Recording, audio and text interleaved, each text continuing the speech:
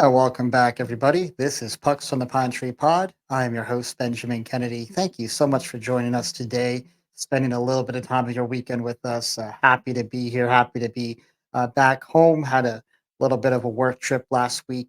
Took a one day off, middle of the week, to spend with my son and some family that was home. Uh, took my little kiddo up to a place called Fort Knox, old War of 1812 fort sitting in Midcoast, Maine. It's kind of a rite of passage. If you're a kid from the coast of Maine, you have to go there. And I remember going there as a kid, pretty much every summer. So having my little 4-year-old run around, he was so excited about the cannons and all the old history there, and he just kept saying, "This is fantastic! This is fantastic!" And it was just proud dad moment. But he was like, "I can crawl into the cannon. Can I get fired out of the cannon?" And I was like, no, no, that's a no. Sorry, kiddo."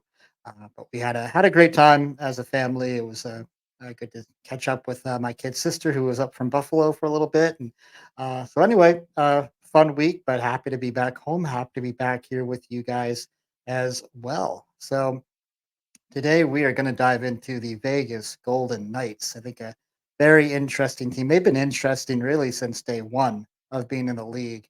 Of course, Cup winners from a couple years ago, and we'll start off with their head coach. A very familiar name to any Bruins fan or any New England sports fan, Bruce Cassidy.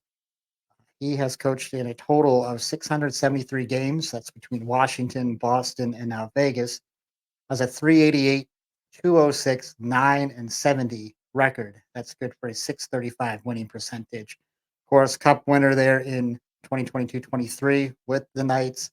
And of course, as we all frustratingly remember, that he was one game away from the Stanley Cup back in 2019, Game 7 there at the Garden against St. Louis. Oh, I mean, I'm still not over it, right? I mean, just an awful first period, a horrible line change with about 10 seconds to go in that period. Marshy goes off the ice and St. Louis pops another one in. It was pretty much game over at that point. Very deflating end to the season, but Bruce had us right there, had us right on the cusp of it. I love Bruce Cassidy. I just do. He's one of my favorite coaches, I think, all time in the league. And yes, I'm a little bit of a homer. Yes, I'm a Bruins fan. And listen, love Monty as well. Don't get me wrong; he's a humane guy, legend in Orno. I love Monty, but Bruce has always been my guy, and I'm just still very sour in a lot of ways that they let him go. I just don't think he was the problem.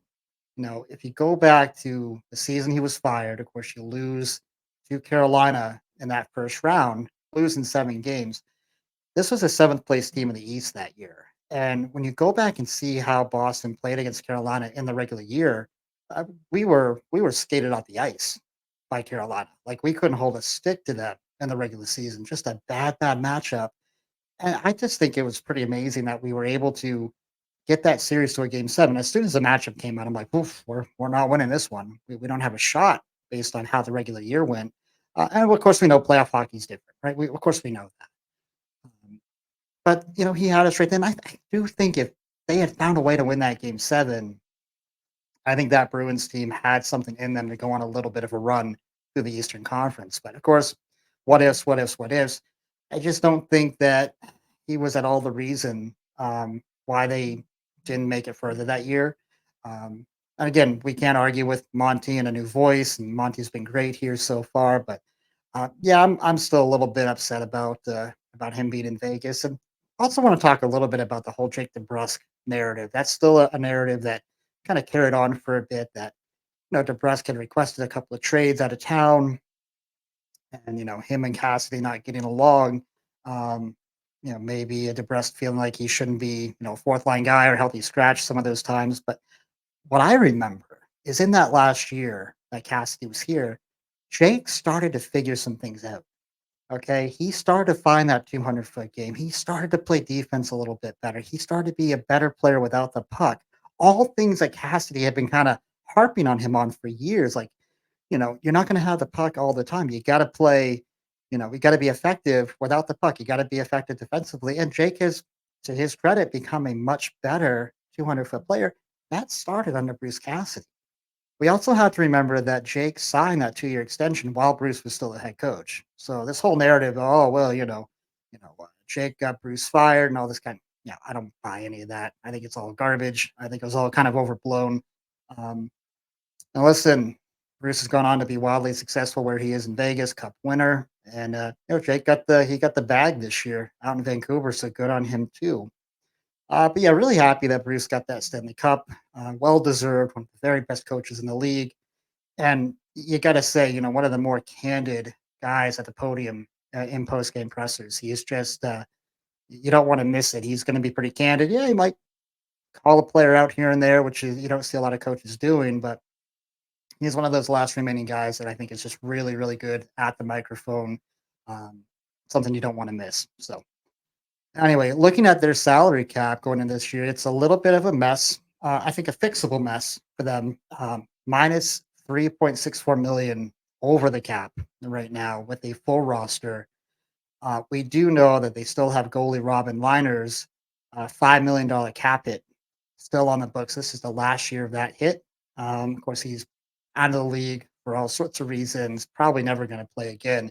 And I do believe that 5 million can go to LTIR once they get going. So unless I'm mistaken on that, I think that 5 million can come off. That gets them back under the cap.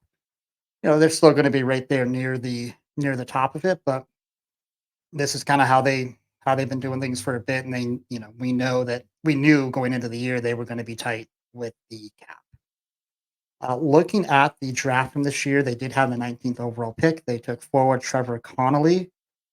He did slide in the draft. This is, I think, a very talented player, but did slide down a lot of boards due to some uh, social media posts from his past. I'm not going to get into all of it here, but if you want to look that up, there's an article by Danny Webster from the Las Vegas Review Journal that you can go check out. He does a good job of kind of highlighting all that. I'll leave the link in the comment section below. So for anyone who wants to check that out, read up more on that whole situation, uh, feel free. But as we go back to 23-24, we start to look at this club, obviously coming off the cup winning season. They end up 45, 29, and 8 with a 98 points, fourth in the Pacific Division. They do get into that first round. They lose to Dallas. Um, no surprise there. I think Dallas was fairly significant favorite in that series. Looking at their numbers for the year, though, their goals for, they were 14th in the league at a 3.21. Goals against, they were 2.96. Good for 12th in the league. Power play, they were um, 20th in the league at 20.2%. And their PK was right kind of smack in the middle of the league at 16th at a 79.3%. Um, Face off dot, they were 17th in the league, 50.2%. And they were actually number two in block shots. A very good, strong defensive team. They had 1,353 block shots. And they were a pretty heavy team, too. Seventh in the league in hits at 1902. So we'll talk about some of the exits that they had here in July 1, but even with some of those exits, they still have a pretty good core of good core skaters here coming back. Starting with Jack Eichel, again, very familiar name up here, had 63 games played last year for 31 goals, 37 assists, and 68 points.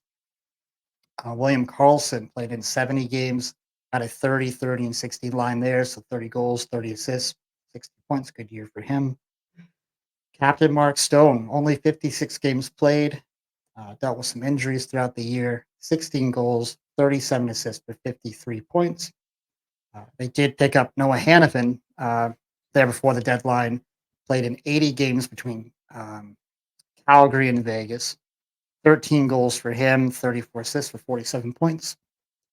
Shea Theodore, another guy that missed a lot of times that we'll talk about here in a bit, 47 games played, had 5 goals, 37 assists for 42 points. Alex Petrangelo, another defenseman, 64 games played for him, uh, 4 goals, 29 assists for 33 points. And then, of course, Thomas Hurdle, player they picked up from San Jose, played a combined 54 games, had 17 goals, 21 assists for 38 points. So, still, a fair amount of good, solid core skaters there for them. Goaltending, we all know Aiden Hill played 35 games last season for the group, 19, 12, and 2 record with a 2.71 goals against average and a 9 point or a 909 save percentage for him. And one of their key acquisitions this year, Ilya Samsonov comes over from Toronto. Last season, he played in 40 games, had a 23, 7, and 8 record, 3.13 goals against, so not great there, and a 904 save percentage. I think those 23 wins, he won a lot of, well, probably a lot of 5-3, 6-4 types of games with that Toronto offense behind him. Looking at July 1, it did not treat this team well. Of course, given their salary cap situation, no surprise. I think this was kind of expected. They do add Akira Schmid, goalie from New Jersey. They do add forward Alexander Holt. Of course, we just mentioned Samsonov coming over from Toronto, and they do pick up forward Victor Olofsson. Out the door, however, and get ready, Paul Cotter, Logan Thompson going off to Washington. That one was interesting. He was actually signing autographs at an event. I think it was during the draft event there when the trade got announced. So he was there. He was at a Vegas table signing autographs. And it's like, oh, you've just been traded to Washington. So, good on him. I think he finished up the session and was good with it. But odd, a little awkward, I'd say. We all know Jonathan Marchessault out the door going to Nashville, Anthony Mantha, Alec Martinez, William Carrier, Michael Amadio, and of course Chandler Stevenson up to Seattle. So a lot of players out the door. Again, not a surprise. We weren't shocked by this, um, but that's a lot to replace, and some favorites. We'll talk about that in a minute. But my prediction for this season, when I look at this team, going into this season, I believe the most important piece for this team is going to be staying healthy. They had a lot of games lost last year from that core group throughout the season. When you look at Jack Eichel, what he play in? What was it for Eichel? 63 games. You had Mark Stone only 56 games. You had Theodore only 47. Trangelo 64. That's a lot of missed time for these guys.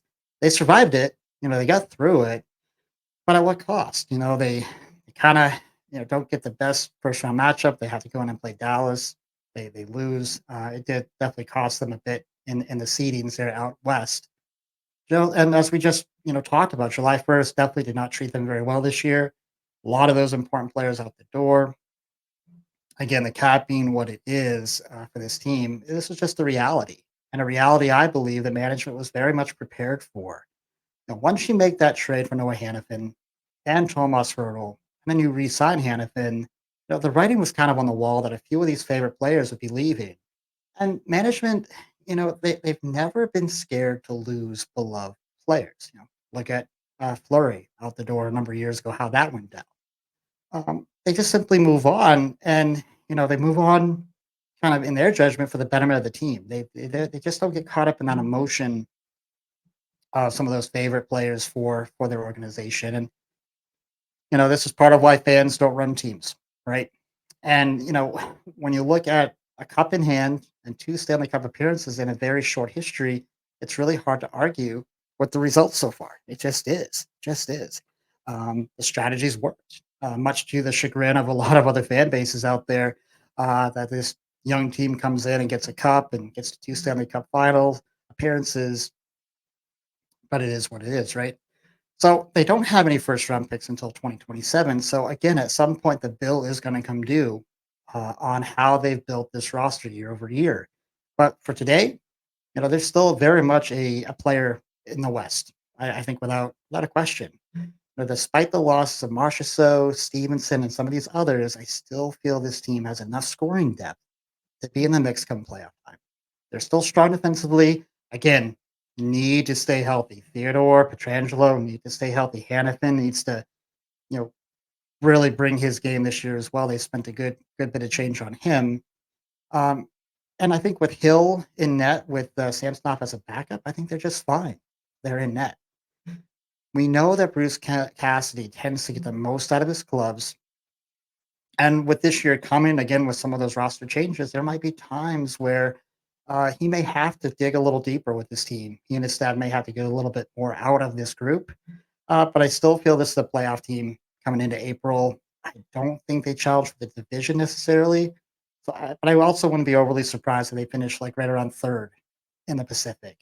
I do feel they're still a better team than what the Kings, what the Kraken are going to be putting out on the ice. And we know Calgary's in a rebuild. We know that Anaheim is still probably a couple years away. And we certainly know where San Jose is. So, again, I think playoffs again for Vegas. Going to be really interesting to see how this roster strategy, kind of spending the way they do, letting good players go, trading for kind of not unknown players in the league, but unknown maybe to their system, like Hannafin, like Hurdle. Like there's no guarantee that's going to work out. So it will be curious to see how it goes. So that's our Vegas wrap up here. Looking at 24-25, I do have them in the Shire. I do have them hanging out the Green Dragon with the Hobbits. You know, fairly comfortably in the playoffs. I think that injuries could play a role if they don't make it. Maybe we do get a surprise. Hey, maybe Utah sneaks up and takes a wild card or something like that. But um, should be fun to watch. Next up, I think Monday night I'll be releasing our New Jersey Devils season preview. Very excited about this one, guys. I'm going to have a special guest on, Ace from Running with the Devils podcast. Will be on with me to talk about his New Jersey Devils. This guy runs an awesome podcast. Go check him out. He has forgotten more about the Devils than I'll ever know. So it's going to be a lot of fun. So thank you guys so much for all the support. We are over 1,000 subscribers now. Still a small number for YouTube, I get it, but nice little moment for the channel here this week. And if you do like what you're hearing, and if you haven't subscribed yet, please subscribe, hit that like button, and until next time, be kind, show love, and God bless.